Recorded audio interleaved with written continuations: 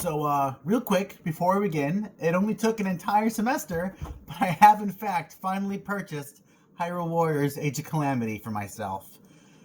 Just to show how much of a wingnet I am, I won't be playing this right away, because I told myself that I should at least finish this video before getting hard into it. So I'm sure you can imagine just how excited I am as a Musou fan to finally be able to play this and Persona 5 Part 2 once I get this video done.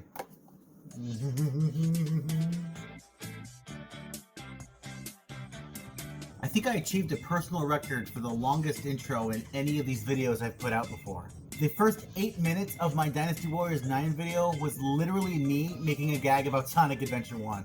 The only reason I even did that was because I really did want to make a dedicated video based on Sonic Adventure 1, but with things the way they are now, I'll never be able to do that anytime soon with how busted the last few achievements I need are. I may never see Metal Sonic in my Steam inventory. So moving on, for the next entry in my Warriors Rank series, let's not waste any time. You came here for a Warriors game, and I'm gonna give you a Warriors game, goddammit.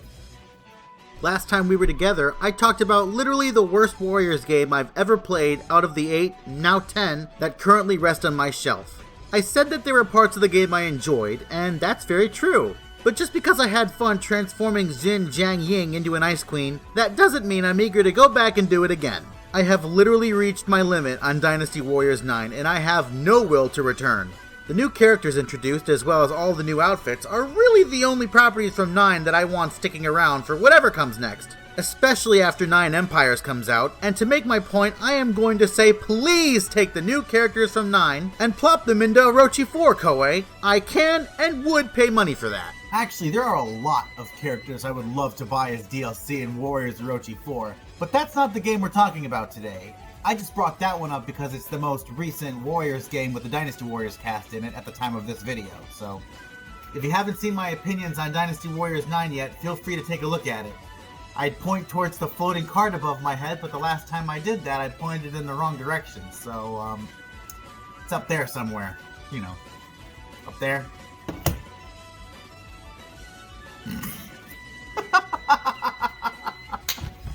Yes, this is a ranking series, but there's no real set order to any of these videos, especially the Warriors games. So if you do decide to stick around and watch that one after this one, well, hey, thanks for the views. Just in case you're jumping around at random, this is the second game in my ranking video, which by default means that this game is the second worst Warriors game I've played, right? Well, yes, that's technically true, but let me throw out this important bit of info for all of you. I gave my opinions on 9, but let me put this in perspective.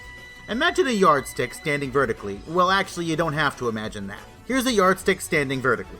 At the very bottom, I'm talking at the 0 foot mark, here's entry number 8, Dynasty Warriors 9. Now then, let's move up the yardstick, and there, the 2 foot mark. That's where I would put number 7 on this list. Not sure why I'm being suspenseful about the game since it's in the title, but there you go. From here, the entries are pretty evenly divided until you reach the top, where my absolute favorite is placed. Now, look at the distance between entries number 8 and 7 on this yardstick. And that is how much more I like this next game over Dynasty Warriors 9. So even though this is the second worst Warriors game on the list, I don't really think that phrase fits here.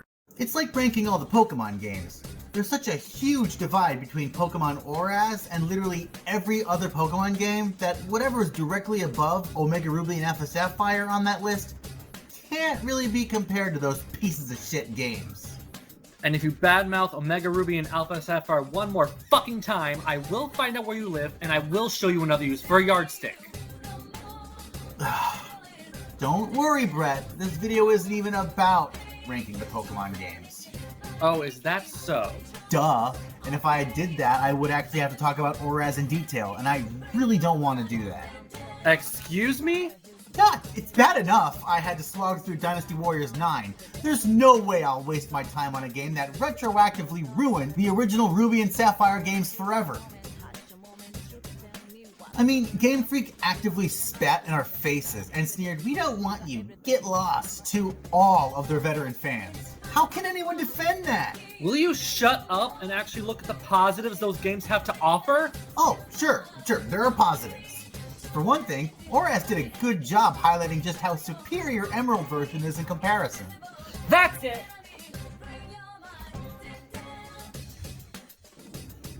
Brett? Hello? Like I said, this video isn't even about Pokemon. We're talking about a warrior-style Musou game here. The game is actually a spin-off to a spin-off, which is another game. Whoa! Whoa, what the fuck? And so, for the second game in my Warriors Rank series, we'll be talking about this game. It's not as good as some of the other Musou games with this style, but it's miles above Dynasty Warriors 9. Problem is, you've probably never even seen this game before. Some of you probably looked at the title of this case and go, what the fuck game is he talking about? Sometimes I think I'm the only person on this planet who has actually played this game. It makes me feel like I've got some rare artifact that belongs in a museum, but no, this game actually exists. This game not only exists, but it managed to somehow spark my enjoyment to where it was originally under Dynasty Warriors 9 on this list, but is now sitting proud and completely safe above 9's head. Again, yardstick analogy. Yardstick analogy. Yardstick analogy. This is Warriors All-Stars.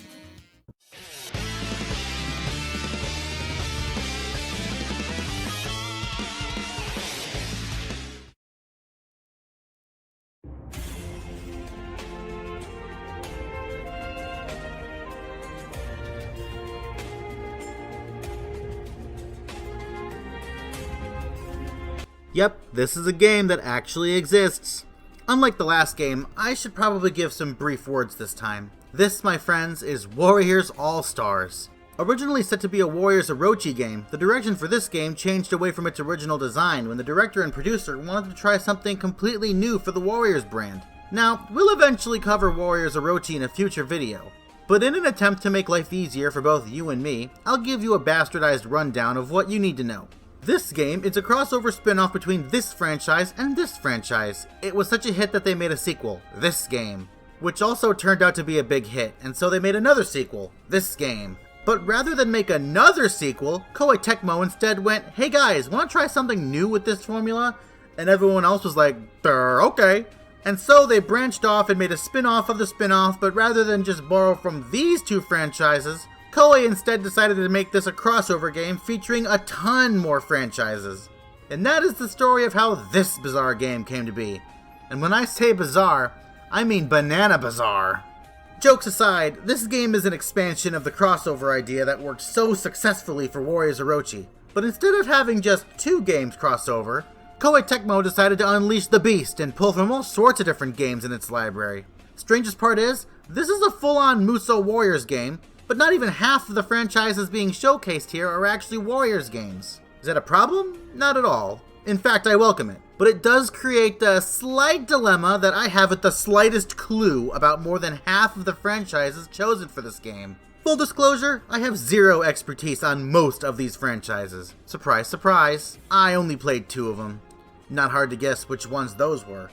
But I will say that playing this game has given me a strong will to at least try these different games out. And let's be honest, that was probably one of Koei Tecmo's goals. Warriors All-Stars is such a strange Warriors game to play, but the thing is, when I went back to play it for the sake of this video, for the most part I actually enjoyed myself. But the question remains at large, is this game actually good? How does it compare to the other Musou games? And what the fuck is even happening here? I hope you're sitting down and holding on to something, because this game is going to be what we call in the industry a wild ride.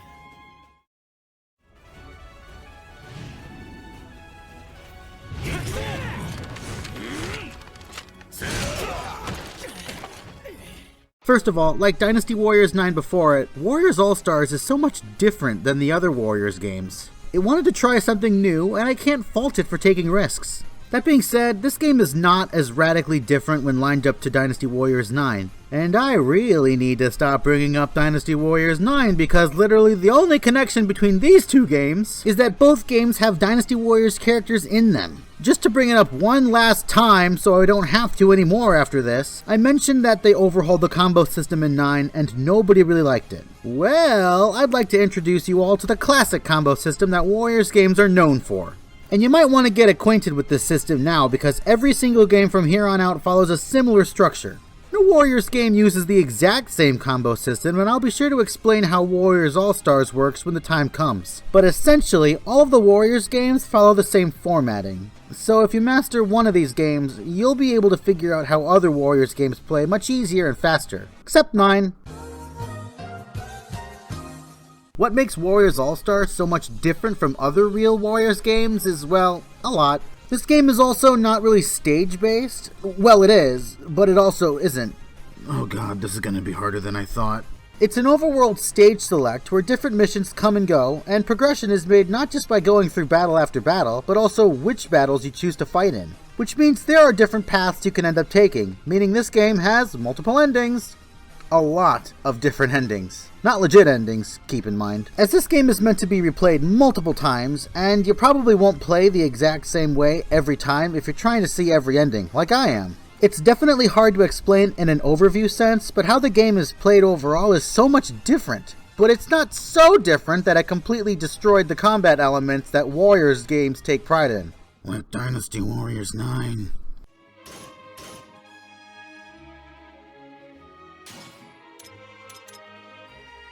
Alright, it's time to play the game. just gotta tap the new game button. It's right there, ready to go.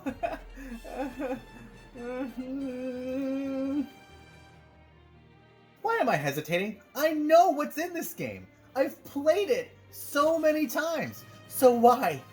Why am I nervous? I hope you're ready for this. As soon as we get into the opening cutscene, there's no turning back. I mean, I guess you always could just leave the video and go do something else, but I would really appreciate it if you stayed. I step away for a few seconds and you already decide to get on the camera. Come on, Evie, I thought you loved me. Listen, I feel like my words alone won't do enough justice this time, so I'm gonna let someone else do the reacting for me. Ladies and gentlemen, I present to you the raw, unsuspecting reaction to the main cast of Warriors All-Stars. From the one and only Chelsea Sims, Rose herself. Here we go! I'm gonna go normal mode.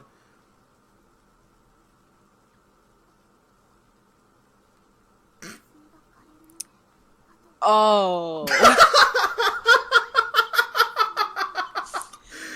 Oh. Oh! Oh. Shut up. I warned you. I wasn't ready. Yep. You're in that part of YouTube, my friend. Welcome to the channel. Someone in Koei Tecmo literally went to their boss and went, "Hey, I have these crazy concepts for original characters. They'd be perfect for a Warriors game featuring our entire games library and backlog." And his boss just looked at the characters, leaving the room in an awkward pause. Until the boss looked at his monitor and realized he left the DeviantArt tab on his computer open again. Then finally turned to his employee and went, "Watermark that shit." And thus, we have these three, Tamaki, Setsuna, and Shiki, who are, I kid you not, the three primary characters and the backbone of this entire fucking game. Need I say more? Jokes aside, I really don't care about these three's designs. I've seen worse, and better. And honestly, this is literally the only Warriors game in my lineup that pulls this kind of stunt. Unless you count Morgana, but predictably, I don't. If anything, I can't help but admire the amount of moxie that Koei pulled with this game, going, guess what? We want to make a game where Lu Bu teams up with a bunch of anime girls to lay waste to gummy drop monsters and Tinker Toys. And if that wasn't off the rails already, get ready for some of this to help guide the story along. What is this game? This came from Warriors Orochi! What? In case you may have forgotten, not that I blame you at all, let me remind you that this magnum fucking opus from the likes of Koei Tecmo is indeed a Warriors game. A hack and slash, crazy combo, kill everything that moves Musou Warriors game. I honestly think that the whole All-Stars concept for this game is kinda genius. The folks who made this are known for their iconic game genre, but that doesn't mean that they've only ever made Dynasty Warriors and Samurai Warriors. Far from it, they actually got a vast library. A collection of franchises, most of which I've never even heard of before until I picked up this game. If they were trying to shine a spotlight on their other series by bringing them into the world of Musou Games, I would say they did a good job.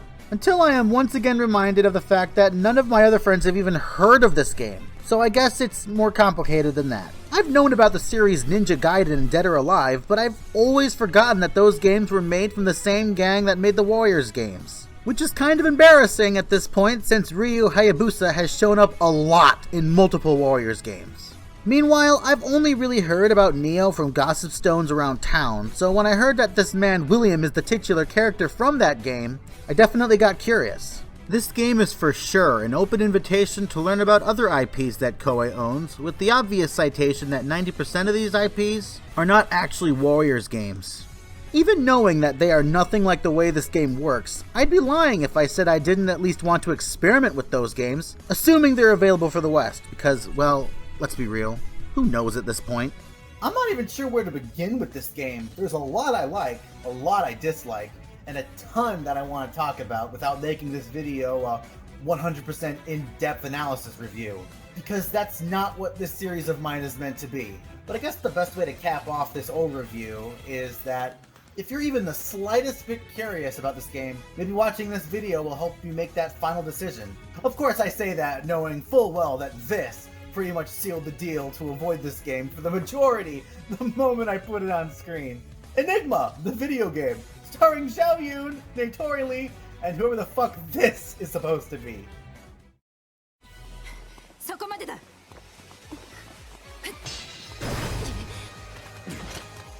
仕留めてや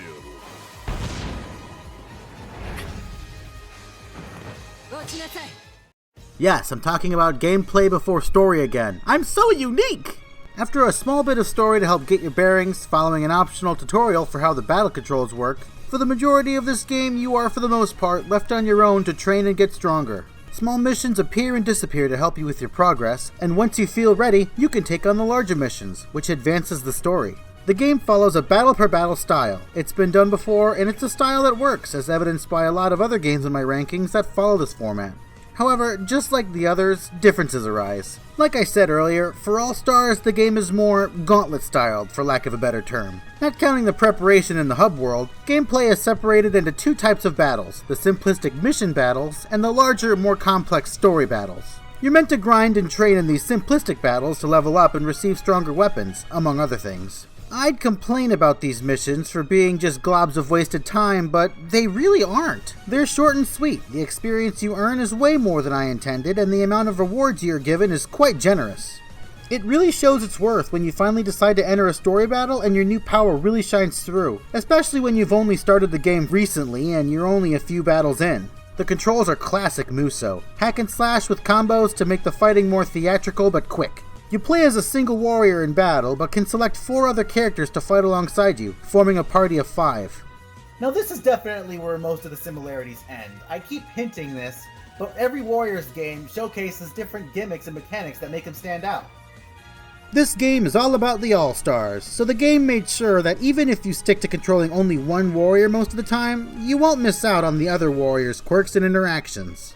Your party members aren't just there to fight by your side, they're also there to help boost your fighting arsenal. On top of the combo system, all members in your party possess a rechargeable skill that you can use during the fight, giving you a ton of customization options that make the battles more unique and help you truly personalize your playthrough. And they aren't just forgettable fodder either, these guys possess a variety of skills, from damage dealing AoE attacks to literally buffing your stats. If you're lucky, you might even find that 2 of your party members can combine their skills for a bigger and better result. However, just because this game is mini mission heaven, don't think you can just breeze through the arena with your party when you finally reach a bigger battle, or any of the fights really. Koei pulled quite the clever and sneaky tactic to make sure that you actually need to put some effort into even the most mundane battles. Have you noticed this little number in the corner by now? Trust me, that's not your warrior's current level. That, guys, is the bravery mechanic. Bravery is a unique mechanic exclusive to Warriors All-Stars. It's so important to understand this number that jumping into a fight without getting how it works can poison your overall experience with the game. You know, assuming you got past this. During a battle, all named characters possess a bravery rank, and that rank serves as one specific power level during that particular battle. When you start any battle or mission, your own rank defaults at 1. You're not completely vulnerable, especially if your actual warrior level is high. But any enemy with a bravery rank much higher than your own will be quite the challenge to take down, especially if they're the key to clearing the mission. 状況どう持っていこうかしらまずいな体勢を立て直さなければ来たぜ What the hell was that? Defeating enemies and clearing side missions increases your bravery maxing at 10, and it takes a bit of elbow grease to get your bravery up. Even with the simplest of missions, you may have to work to win the battle, and that combined with the healthy amount of rewards you get, result in a gameplay loop I personally enjoy. Clear a bunch of smaller missions, earn the rewards, and then use those rewards in the hub world to help power up your warrior and party, so you can be ready for the actual battlefields where the fun really starts. And there are many different types of missions for you to try out instead of the same stupid repetition bullshit that we saw in Dynasty Warriors 9. Wow, that's actually really sad. So you know how in plenty of Warriors games there's a mechanic that greatly boosts the powers of your character for a short while? In Dynasty Warriors 8, this was called the Rage Meter, and in Hyrule Warriors, it was called Focus Spirit. Well, Warriors All-Stars has something like that too, but rather than being powered up due to pure rage, this version has what my friends and I affectionately refer to as cheer mode. Cheer mode. My friends wanted me to make an actual gag for this bit, but I don't have the tools necessary to do so. More to the point, I think this ridiculous mechanic can speak for itself.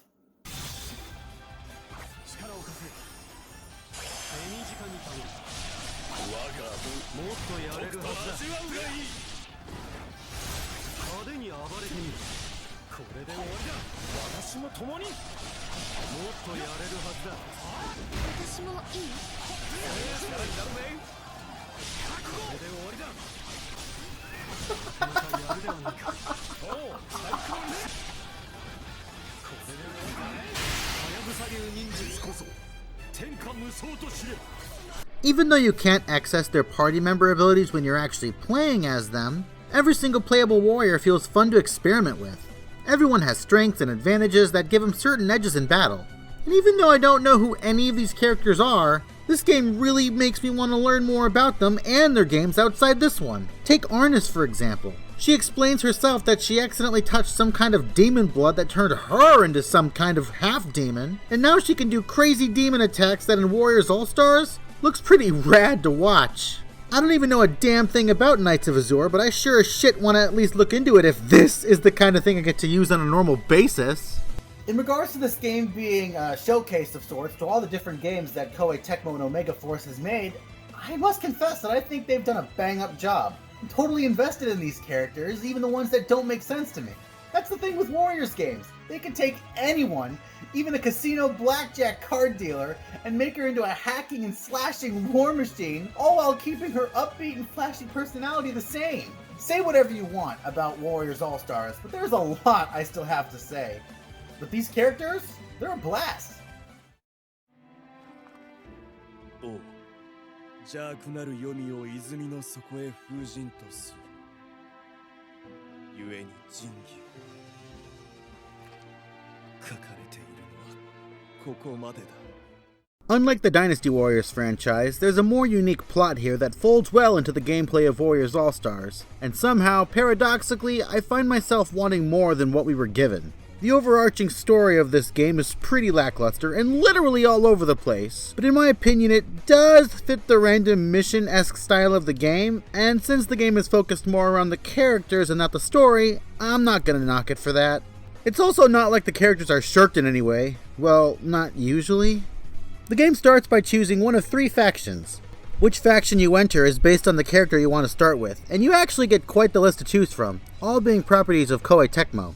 All the warriors in this game were summoned into what I can only describe as a rapidly deteriorating pocket dimension. They were supposed to all appear before the power source of this world, a magical spring that's drying up. But the ritual to summon them was botched, and they ended up scattered across this tiny world. Tamaki, the future queen of this dimension and the one that caused the summoning mishap, rushes to at least find any of the heroes. But before long, she discovers that her siblings have scooped up several of the warriors to join their own cause, in an attempt to usurp the throne from her and save this world themselves. Luckily, Tamaki runs into a few of the warriors herself, one of which being the Honorable Zhao Yun, but by that point a three-sided war has amassed from the ground with the throne of this dying dimension as the final prize. Once you pick a faction, you're stuck with that faction until you clear the story, but plot twist, there are multiple paths you can take in this game, leading to multiple different endings. The game is designed to be replayed multiple times, and every faction stars a different group of playable warriors. Once you reach the end of a certain path and receive an ending, the game launches you right back to the beginning to start over again to go for a new ending. Every time you start a new game, all of your progress from the last run carries over, and other than having to re-unlock the warriors again due to the flow of the story, they'll still be at the level you left them at and will possess the same weapon you equipped them with from your last run, assuming you had them last time in the first place. Okay, Evie, you know what? We're gonna have to improvise here. Now, because I'm the only human being on Earth who has played this damn game, looking online for help about how to know which battle leads to what ending does not exist, or at the very least, it is very confusing to understand. Luckily, the game doesn't leave you hanging out to dry, and you can actually see for yourself what battles and warriors are needed to reach possible endings. I hope you're comfortable. And it's not like these battle rumors straight up tell you what's going to happen either, so using this menu is nothing but beneficial to help you clear the game fully and see all the endings. Assuming you're nuts enough to even pull that like what I'm doing.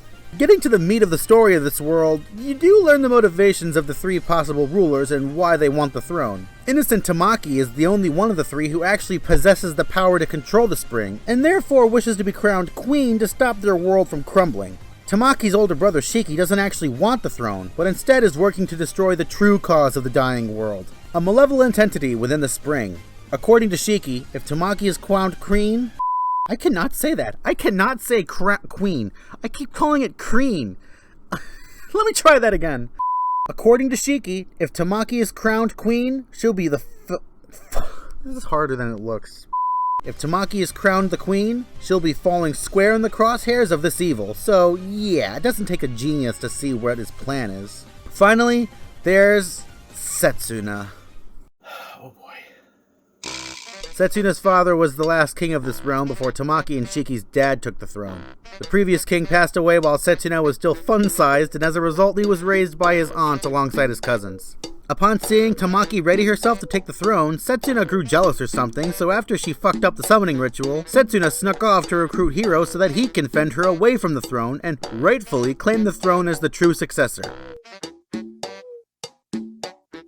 Okay, so that's not really the reason he's fighting, but that's what he told his faction. It's clear just from reading the room that nobody bought that, but Setsuna straight up refuses to tell anyone his motives. Even after getting roasted by Shiki, saying that neither of them can properly rule, Setsuna still attempts a half-assed coup. Playing as Tamaki's faction sets Setsuna up as a douchebag, and when in Shiki's faction, he comes off as a nuisance. Even when you're in Setsuna's faction, even his teammates get pretty sick of his crap, and it shows. Kasumi literally explains to him that he isn't going to get anywhere if he continues to lie, and Christophorus in particular calls him out on it. If you're not going to trust us, why the hell should we be fighting for you? And this is just a question from me to you on a personal level, Setsuna. Why are you being such a dick to your own cousin? A cousin who has said multiple times that you grew up treating her like a beloved little sister.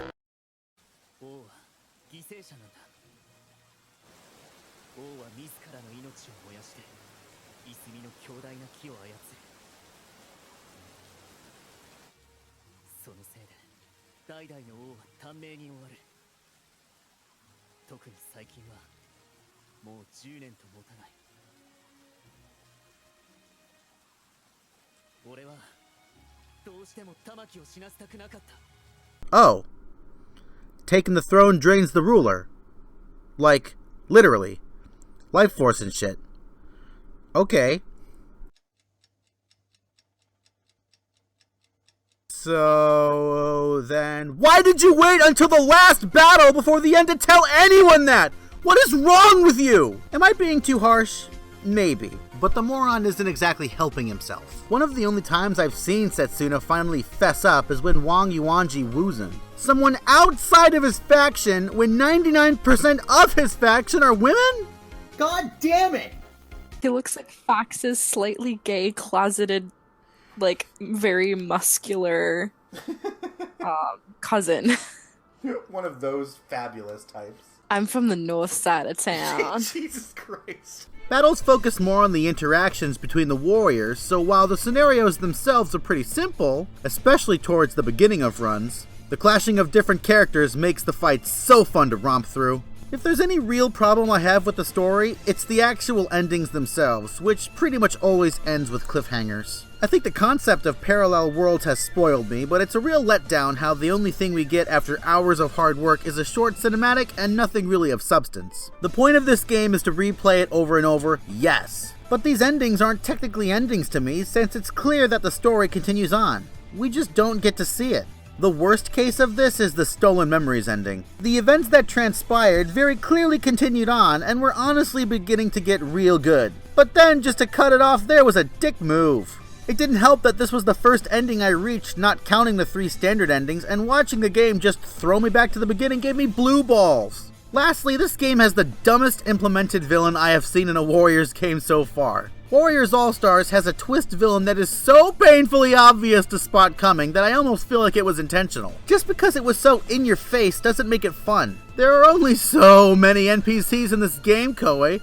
Gee, I wonder who it could be! That said, the final boss isn't bad. I'd go so far as to say that they were a good fit for this game. I'm just pointing out that Lu Bu made for a better villain in the timeline where he just went, fuck it, and literally wrecked everyone. Oh, Lu Bu. Even in a magical furry fantasy land, you'll still wipe out everything in your path. Never change.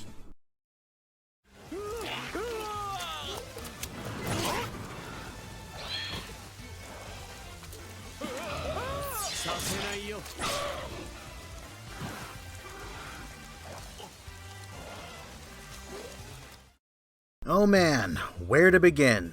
Let's start with the fact that this game leaves you hung out to dry if you're just starting out. The tutorial is helpful to get your bearings, but as for literally everything else, you have to figure things out on your own. And that is a major pain in the ass, especially if you don't know about the internal guide this game provides. I am not going to pretend that any of you guys have played this game, and I'm not going to hype it up as a must-play for Musou fans. No way. If you're not interested in Warriors All-Stars, then you don't have to worry about missing a thing. This may have been born from Warriors Orochi, but let me be the first to say that this game is not even close to being a Warriors Orochi game. That said, I am glad I gave this game a second chance. For a normal, casual-paced adventure that tackles themes of alternate endings in a more direct way, how they handled it to a point does indeed work.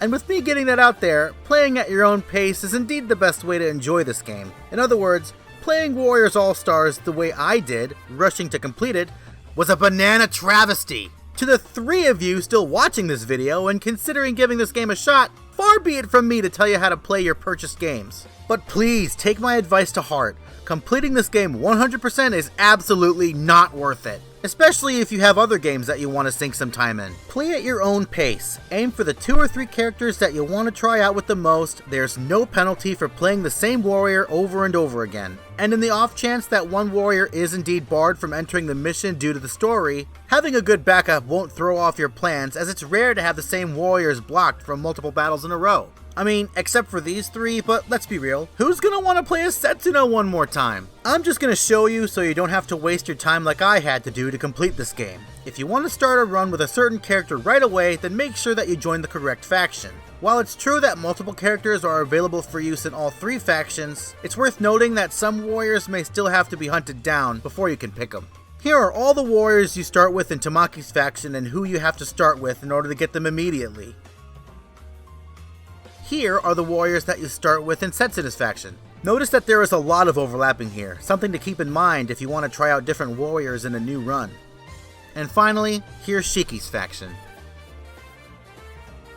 If you're starting out the game for the very first time, and for now wish to follow the story before getting into the nitty gritty, here's some small advice. For your first few runs, just play the game normally, and you should eventually arrive at one of 3 endings, depending on which faction you joined. These endings are the easiest to reach, and completing any of them will reward your subsequent runs with the leader of whoever faction you completed being usable after the intros are cleared. Granted, factions will remain closed from each other, so completing Tamaki's story will let you play as Tamaki only if you start your next run in her faction again. But honestly, that isn't much of a wash, because I'm sure if you're enjoying the game like I did at first, you'll probably have multiple runs for every faction anyway. The easy endings are simple enough. The story finishes with either Tamaki becoming queen, Setsuna becoming king, only to die from heart complications not long after, or it ends with Shiki blowing up the spring holding his dimension together. You know, without context, that last part seems a bit extreme, but believe me, it's not as radical as it sounds. After watching the coronation ceremony a few times, it's time to face the real threat, assuming you haven't accidentally triggered this event already. During one of your next runs, within the battle labeled A Shocking Truth, a monster not affiliated with anyone should appear during the fight. Take it out before advancing the battle any further to find a mysterious tablet or whatever the banana it's called. And after the battle ends, the story route takes a gigantic turn towards the true ending, in which there are actually 2, both of which hold up quite well. I'm not really bothered about spoiling the main villain here because, I mean, come on, who else could it possibly be? The later fights in this game are fun, when the game isn't purposefully being a dick. This has happened in other Musou games too, but I feel like Warriors All-Stars is the biggest culprit of this BS thanks to the aforementioned bravery system. When multiple enemy warriors with a higher bravery than you pin you down and fire a barrage of attacks that you can't dodge, can't block, and can't run away from because they're all attacking you at once. Look at this, my character has been spinning in the air for so long, it's a wonder that he or she hasn't thrown up yet. It's one thing to face a tough challenge, but it's another thing entirely when you're just trying to increase your own bravery rank in the final battle, but instead get hunted down across the map by 5 enemy characters at rank 8 pummeling you into a pulp. And this twig keeps resurrecting these fuckheads, so even if you defeat one, it'll eventually come back for some AI revenge. Look, all I'm saying is that by the final battle in the true ending path, if you haven't been taking advantage of the missions appearing and disappearing across the battlefield, I highly suggest using them now. Don't let that level 35 crap fool you, this bitch will destroy you if you're not max level 50 with a good weapon equipped. Or it could just be that I suck. I mean, have you seen me play video games? I'm so bad, you guys. After completing the true story, by this point you've probably seen all that you've wanted to see, but in case you just want a little more to sink your teeth into, I did mention that this game has multiple endings, like way more than just the coronation ceremonies and the final battle with Viridi's persona. By now I hope you found this option in the pause menu, but in case you haven't, let me fill you in. This is literally the strategy guide built into Warriors All-Stars. A literal to-do list given to help you keep track of which endings you have and haven't seen. If you want to see a few more silly and stupid endings, especially involving your main or favorite warrior, then don't be afraid to open up this bad boy and follow some directions. So far I've been giving this game a glowing evaluation, all things considered, which is probably raising some red flags.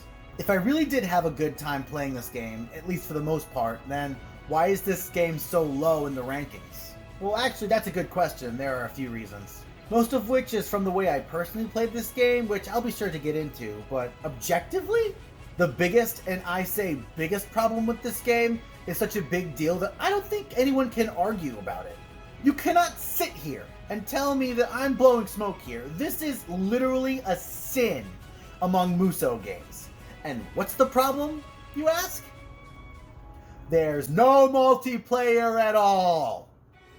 Playing these games alongside my friends is the biggest reason why I enjoy the Warriors game so much. There is no greater joy for me than fighting alongside another, whether it be online or side by side on a sofa. So once I discovered on my own that this game had neither of those, no way whatsoever to play this with friends, well, things took a nosedive pretty quickly, let me tell you. Seriously, the lack of multiplayer is really hard to defend, unless you have a really strong reason to not include any. Like, for example, you're the sequel to what was first a turn-by-turn RPG and adding multiplayer would throw a wrench into your game style, even if the sequel is a Musou-style hack-and-slash? Warriors All-Stars, you don't have that kind of sway, and to be honest, you don't have enough of anything in your game to justify not having multiplayer in. So your game by default is staying in the lowest possible slot that doesn't fall below being a legit bad game. Look, I do enjoy this game, probably a lot more than other people. but not being able to play with friends is a crux, and one that I simply can never overlook. There is no room for debate on this. End of discussion. That was, quite the U-turn, wasn't it?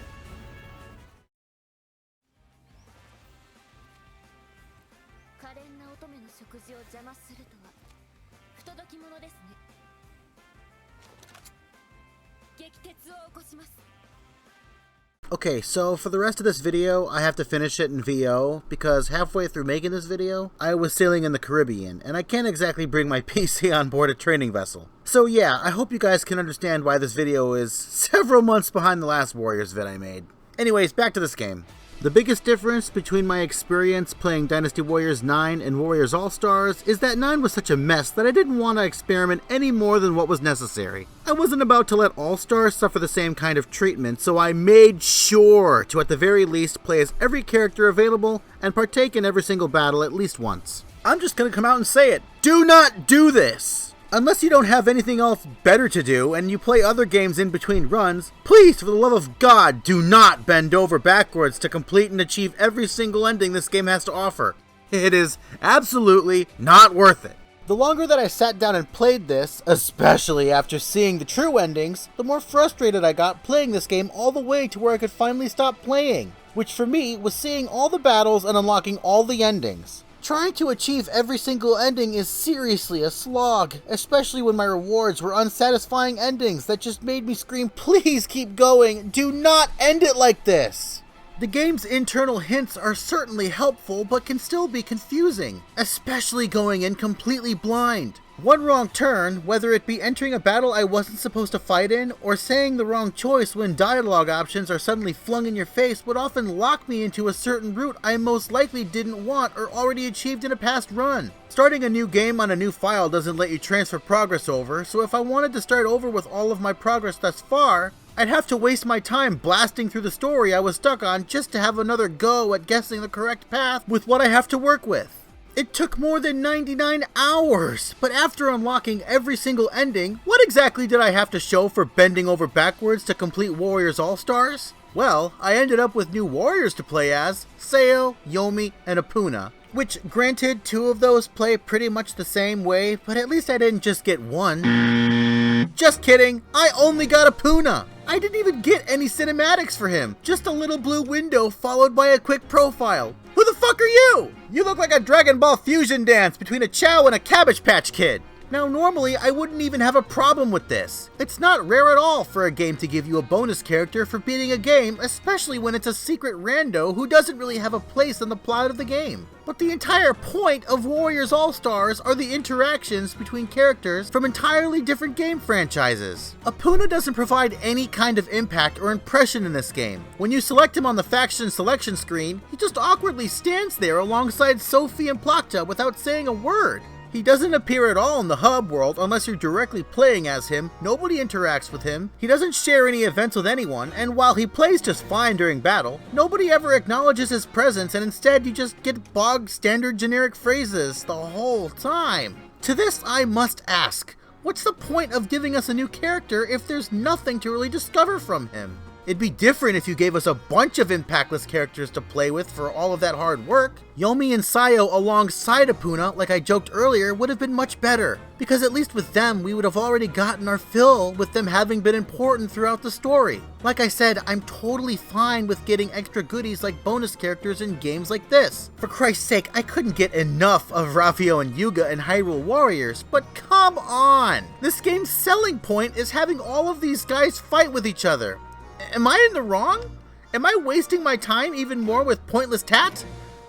Maybe, but I conquered Warriors All-Stars from top to bottom, achieved every single ending, and all I got was a lousy t-shirt. Actually, that would be a dope shirt to wear. I might actually make a shirt like that now. Okay, bad analogy.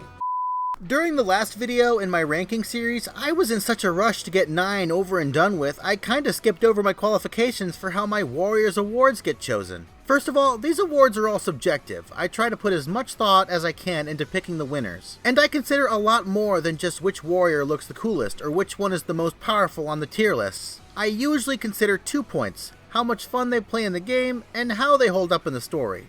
A character can be an absolute broken powerhouse, but just be a waste of space during the story, and personally, that's the kind of thing that irks me. Speaking of, Apuna is a lot of fun to fight as, but I'm not even considering him at all for the runnings due to my frustrations I brought up earlier. It's more than possible for a bonus character to be decided the best battler, but you can't just be in the game.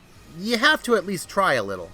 On the flip side, I'm so sorry, Tamaki. You were my go-to main for the whole game, but I can't bring myself to give you the crown either.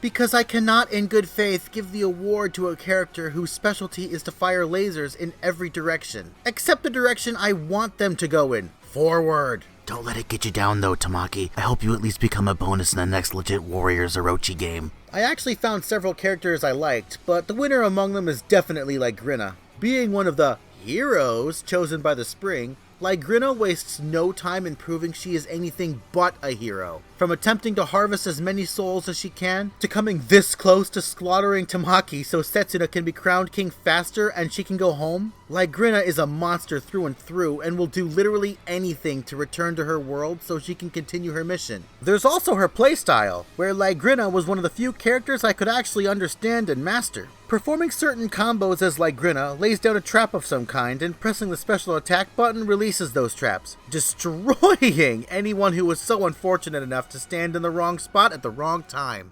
Darius, you may have lost the Favorite Warrior Award, but don't worry about it, man, because you made the Best Battle Award! Congrats! Demons and Slayers is an optional fight starring my boy Darius and Oka, two characters which make for perfect synergy. The Demon Hunter has asked the demon to assist her in protecting a supply line as it moves through a region controlled by bandits, and even Darius is like, wait, is this team up actually happening? To which Oka almost looks offended. It's pretty great.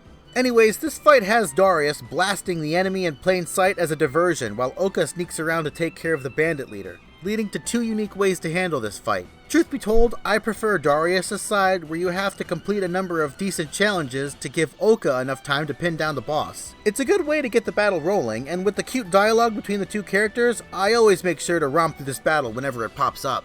And to finish this off, Best Location Award is surprisingly easy, and it happens to be a tie. Both the Ruined City and Rio's Casino are so out there compared to the other places to explore. Oh yeah, there's like 4 forest levels and a bunch of wilderness, but then bam, fighting a neon crystallized utopia. How many Musou games can you say that you actually battled in a bright and flashy casino? Yeah, the outside of the casino is surrounded by a forest, but let's not think about that. There are also plenty of other unique battlegrounds to see too, like this academy and a countryside train station. I like them all, and the battlefields alone are such a refreshing change to what Musou fans normally see. And this video is now longer than the last one I made, so let's start speeding this up, okay? 私は殺すことしか知らない。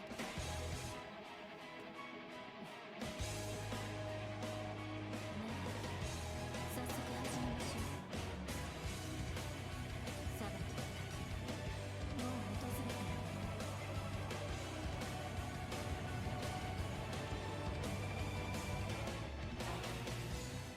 落ちるだけよ。 Alright, this is going to be one of the fastest conclusions I've ever made for any of these videos, and I really don't have an excuse. I honestly do enjoy the gameplay style that this game offers, because sometimes I just want to keep beating up the bad guys over and over again and literally nothing else. I'm exaggerating, obviously, but this gauntlet-like style of prepping for bigger battles by using smaller battles is indeed fun to me, and I'm glad this game exists. However, even with me telling you not to waste your time on a game that I actually liked, this game was doomed into mediocrity anyway, and let me tell you why. Oh boy, we getting technical up in here. What the fuck was that? Normally, Koei will slam updates, announcements, and DLC into any newly released Warriors game, but in the case of this game, they didn't do anything of the sort. Nothing else has come since its release. No updates, no DLC, no anything.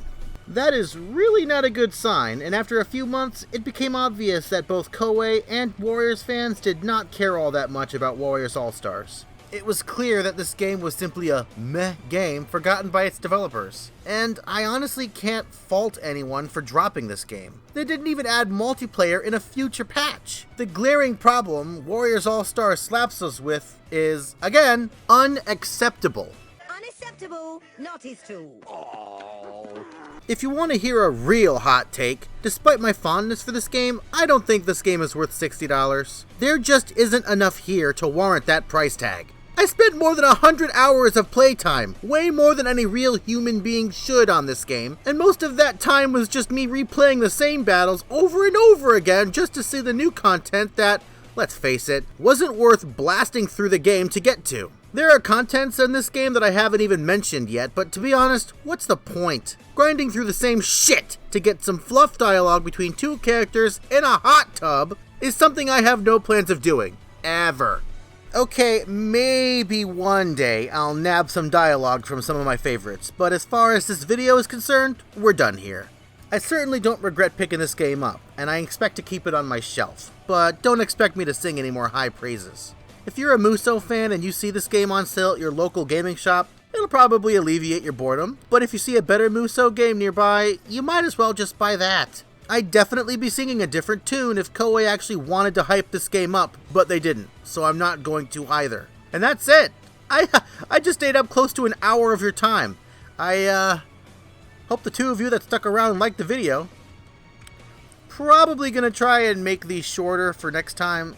It's just really hard because I'm a chatty weirdo by nature. Well, I've run out of things to say, so until next time, guys, peace. Jesus Christ, that was one of the most flaccid ways to end a video ever. The only reason I did it like this is because I had to leave the place where I originally recorded so I can get ready for my C project.